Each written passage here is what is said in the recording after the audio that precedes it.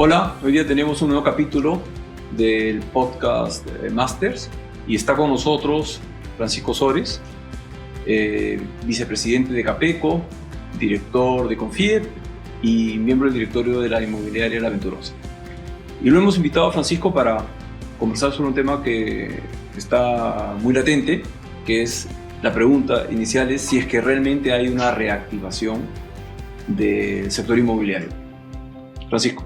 Sí, buenas tardes a todos. Muchas gracias por la invitación.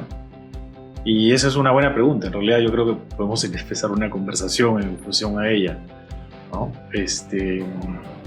Sí, hay una reactivación. En general va bien.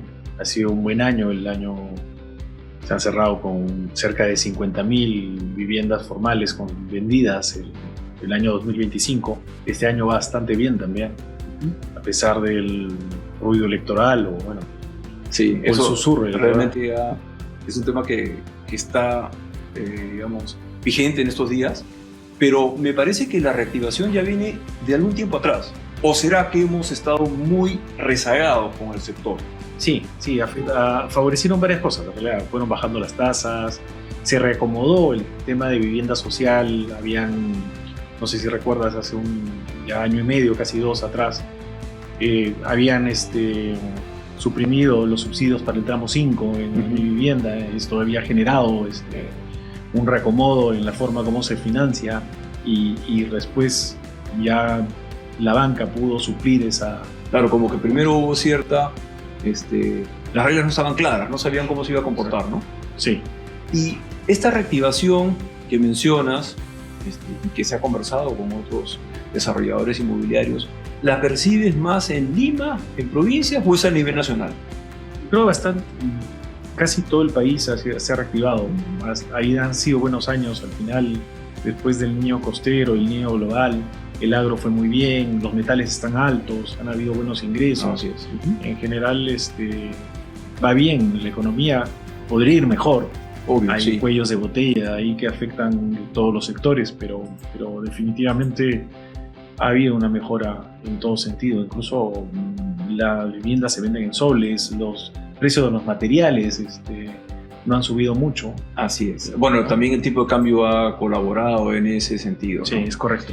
Y además de estos factores que mencionas, ¿qué tendría que pasar, o danos algunas ideas, para que esto se mantenga, ¿no? Porque lo que nos estás contando efectivamente parece que viene de años en que hemos tenido el tipo de cambio más alto, el tema de los bonos, etcétera, pero ¿qué hacer o qué podría pasar en el sector?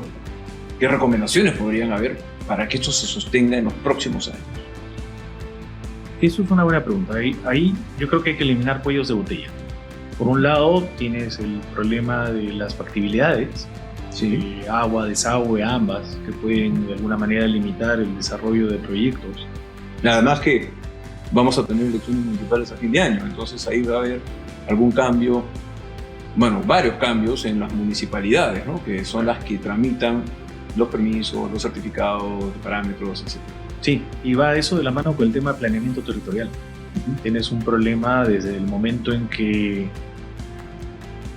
tú vas a tener que construir probablemente más de 2 millones, quizás 2.400.000 viviendas en los próximos 20 años formales para poder ir de la mano con los hogares nuevos que se crean.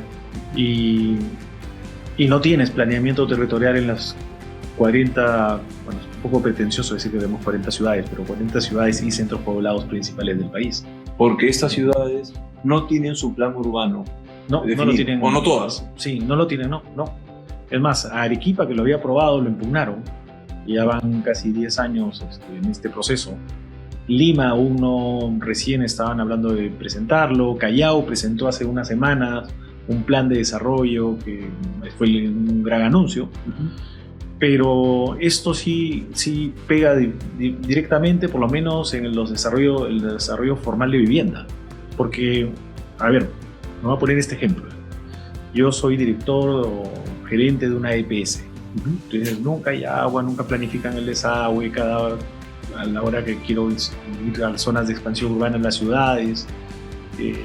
no tengo claro si voy a poder o no avanzar, pero si tú eres el gerente de una de estas EPS, incluyendo Sedapal, tú no tienes claro, porque no existe un plan como vigente, por lo menos, un plan vigente. Para dotar de agua, claro, al crecimiento de la, ¿Y a qué parte de la ciudad? Y además, esta parte de zona de expansión urbana de la ciudad, ¿qué va a ser? A ver, ¿va a ser zona de vivienda de alta densidad o de baja densidad?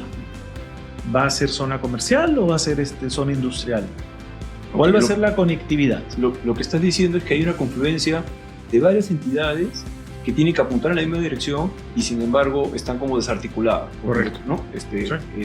Las entidades prestadoras de servicios de saneamiento tienen que proyectar el crecimiento, pero hacia qué sector de la ciudad lo proyectan, ¿no? Correcto. Y eso tiene que ver con lo que la municipalidad proyecta de la ciudad, que como no lo tiene aprobado, la EPS no sabe hacia dónde.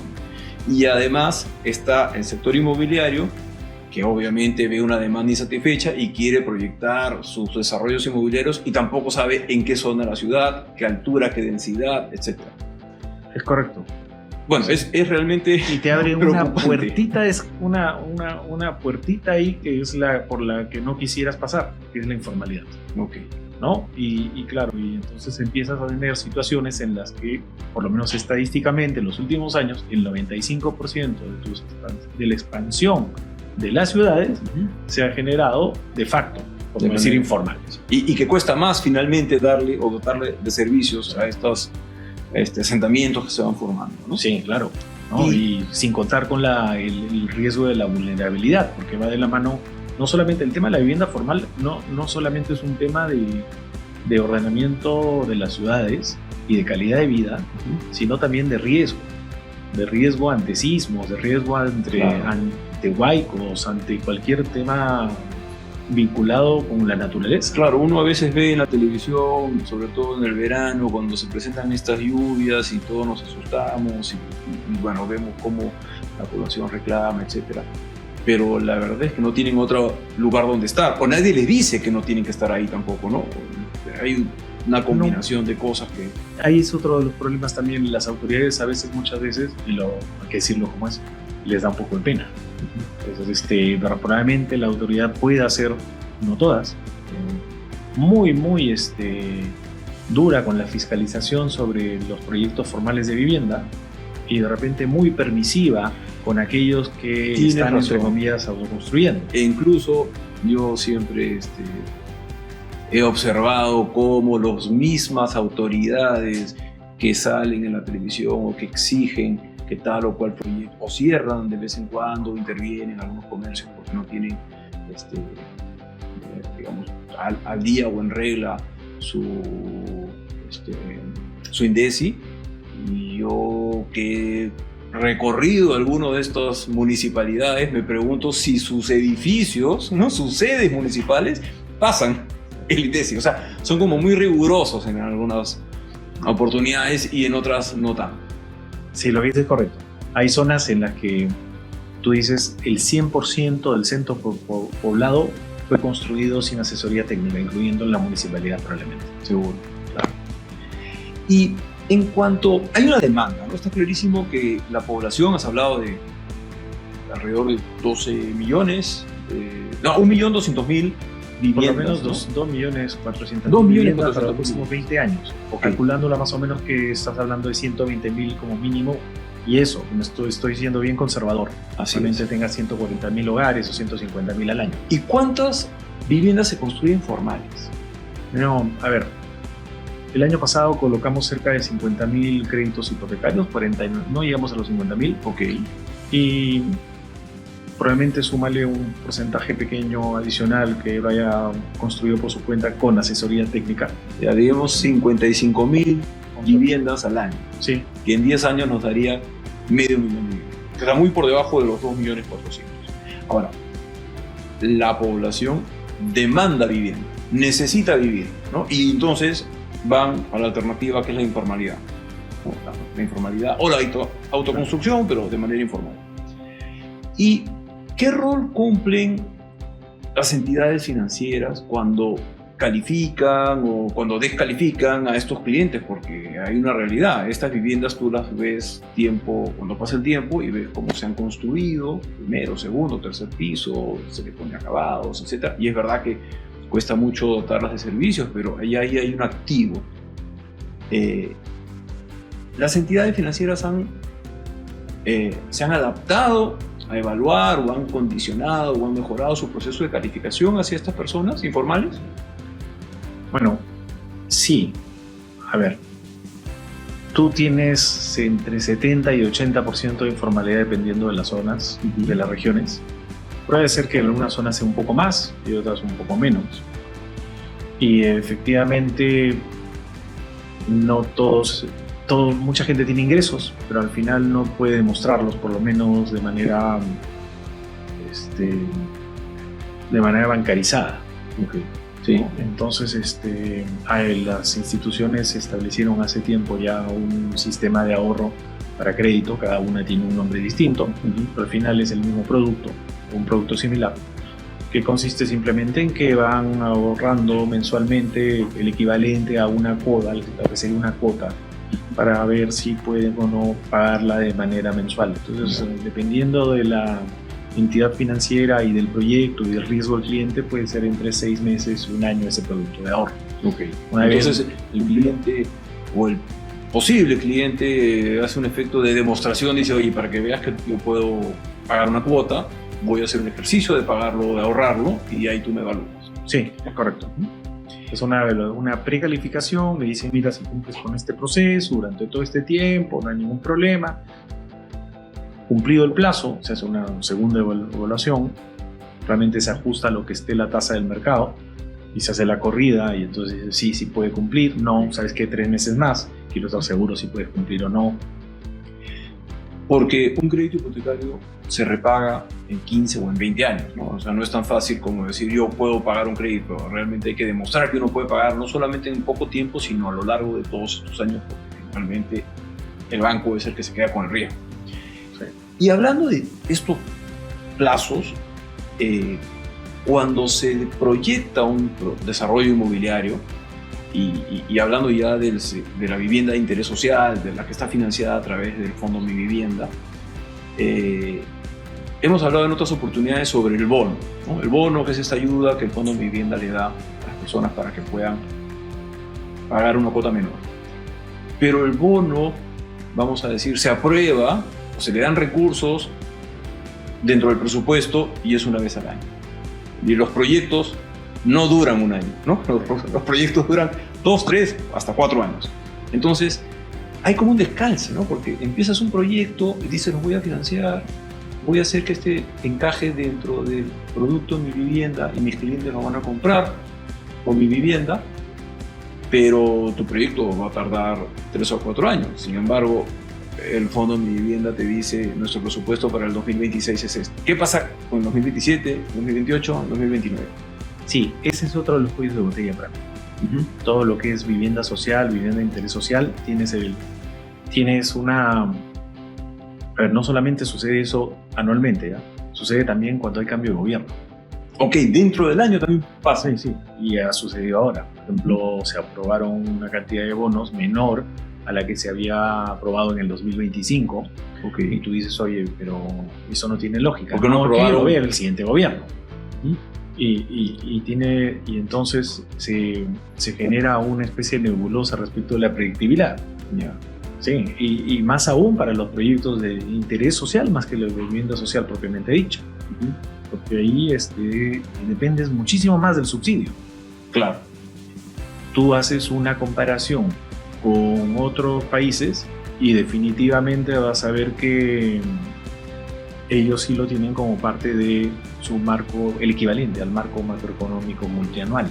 Nosotros un poco que vamos a cada año tanteando ahí. Porque la realidad es que siempre se ha aprobado, pero claro, eso es lo que sí. Si miramos hacia atrás, vemos que todos los años han alcanzado los recursos, salvo algunas ocasiones en que se acabó antes, pero siempre hubo un suplemento. Bueno.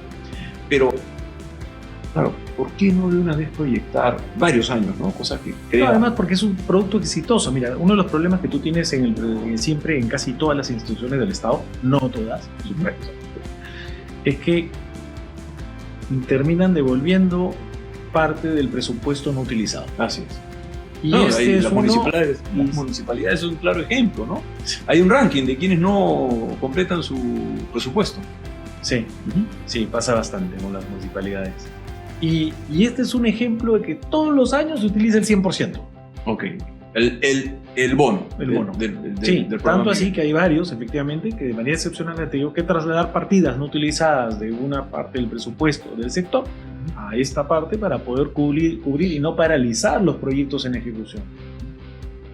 O sea, funcionando bien, no se le dota de los recursos para que funcione mejor, ¿no? Sí, Más o menos sería sí, la conclusión. lo cual es una contradicción, ¿no? Porque ves algo que funciona y a veces hemos tenido experiencias en las cuales pues, han habido funcionarios que han pensado que si cambiaban el sistema iba a funcionar mejor. Entonces, de lo que estamos hablando ahora es que el sector inmobiliario está creciendo, ¿no? Con respecto a años anteriores, pero hay varios actores que participan de ese crecimiento o que incluso en algunas ocasiones hasta lo frenan, ¿no? Todo este tema de los servicios, todo el tema de la tramitología con las autoridades locales, Ese también es otro tema. ¿no? Que es hacia dónde crece la ciudad, porque no hay claridad, de repente compras un terreno, piensas que va a tener servicios y no sabes si que la ciudad está creciendo por allá o por otro lado. Y después tienes este programa que financia y ayuda a las personas a que compren casa, pero solamente presupuesta para el año, o a veces ni siquiera para el año, sino hasta que cambie el gobierno. Entonces hay varias cosas que, y a pesar de todo, Camina. ¿no? Camina y forma parte de la dinámica. Sí. El crecimiento Camina de la por el economía. emprendimiento, por la fuerza que le ponen cada uno de los empresarios miembros del sector y también los gremios empresariales que están detrás. Sí, es un sector en el que el gremio constructor, no solamente estoy hablando de los empresarios, desarrolladores inmobiliarios, sino también de las personas que trabajan en el sector, trabajan de la mano, Sí. ¿no? Y proponen cosas juntos, porque, claro, ven la necesidad de que si el sector crece, es bueno para todos. Sí, Y creo que Capeco ha sido, digamos, sí, un actor importante en esto.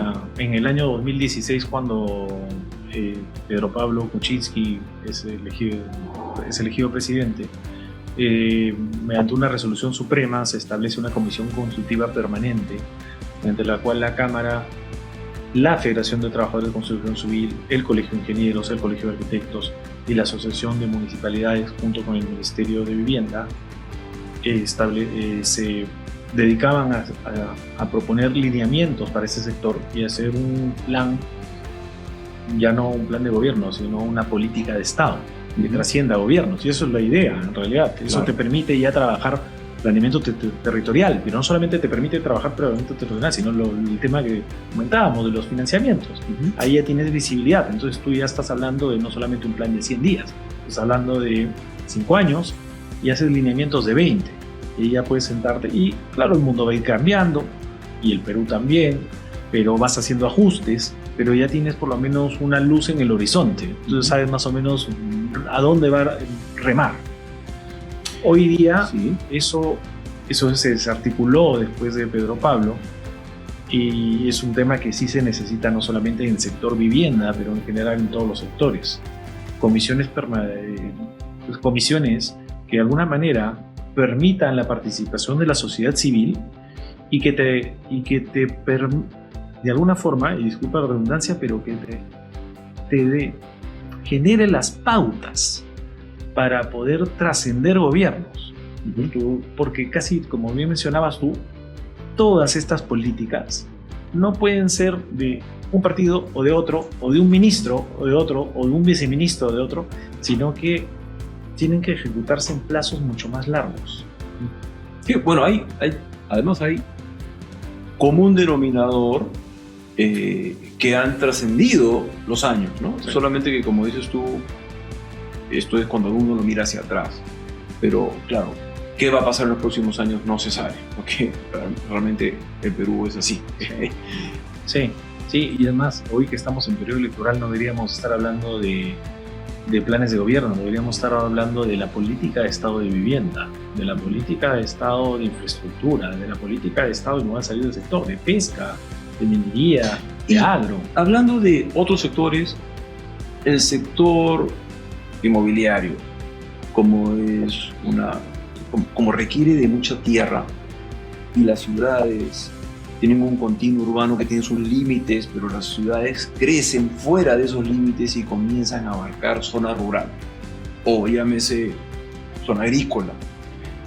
El sector agrario ve con buenos ojos que la ciudad de alguna manera los alcance. ¿Cómo funciona esa interacción entre el sector inmobiliario y el sector agroindustrial? Yo creo que debe ser vista de manera complementaria, porque normalmente los polos agroexportadores generan muchísimo requerimiento de mano de obra. Al tú tener ese requerimiento, tienes una población que se va a movilizar más cerca hacia los centros de trabajo para no tener el problema que a veces tienes que trasladarte 2-3 horas al día de ida y 2-3 horas de vuelta, más aún cuando las distancias en el campo son grandes. Entonces tienes polos agroexportadores que han venido generando desarrollos de centros poblados, lamentablemente gran parte de ellos de manera desordenada. Y esto al final le pega en la calidad de vida de la gente. Por un lado tienes gente que va a trabajar a un fondo en donde tienes todas las instalaciones que corresponden para un trabajo digno, casilleros, duchas, comedores, y de repente llegan a una casa que lamentablemente tiene condiciones precarias en la que no tienen agua, desagüe, no tienen luz. Y es por estar cerca de su lugar de trabajo. Sí, claro. Pero algunos empresarios del sector sí lo han hecho. Lo han hecho, ¿no? Sí.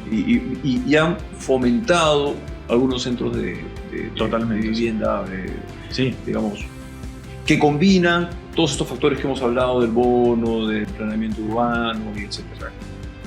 Ojalá eso se pudiera repetir más. No, y es parte importante del planeamiento territorial también. Es un tema que vivienda debe trabajarlo de la mano con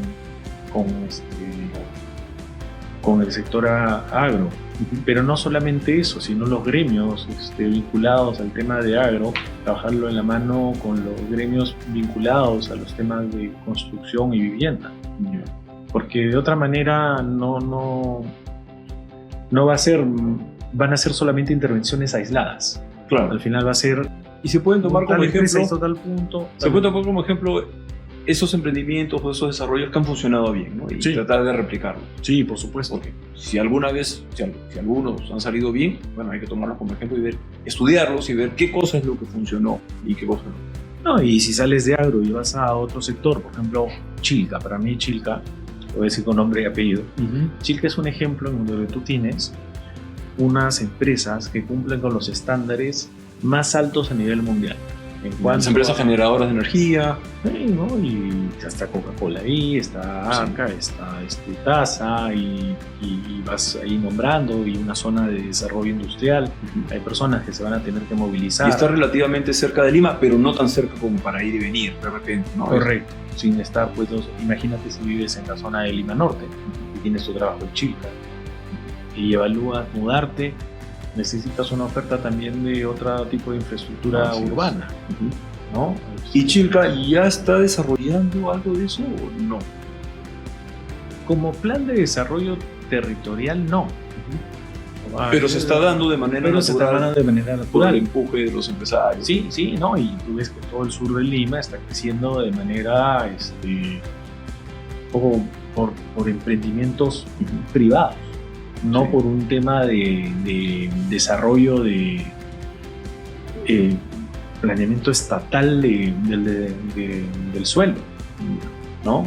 Y no te estoy diciendo que sea alguien que te diga tiene que ser así, así, así, sino que por lo menos alguien que acompañe Porque es obvio que en algún momento va a haber una especie de continuo urbano entre Lima, Lurín y Chilca, ¿no? Sí, claro.